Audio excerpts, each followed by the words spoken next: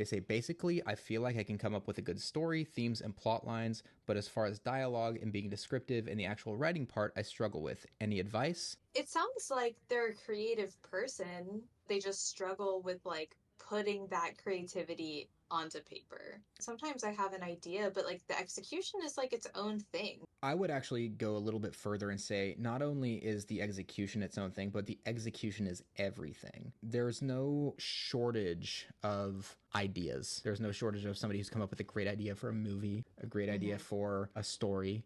All that really matters is whether or not you're able to execute it and execute it well. In a lot of ways, the idea is the least important part of the work that you're going to have. We're talking about Moby Dick a lot, but you can read the first 50 pages. He kind of wanders from place to place, meets some people. If you were to say what idea it was like a guy decides to sail on a boat and he travels to find a boat. Like that's not really a great big idea for a story, but it's unbelievably compelling. You learn so much about the character. The idea that something needs to be happening in a macro sense fades away because so many things are happening. They all feel consequential and interesting because of the execution. I think this is the biggest thing that I could say to anybody. Don't worry about plot or concept nearly as much as you worry about character or language.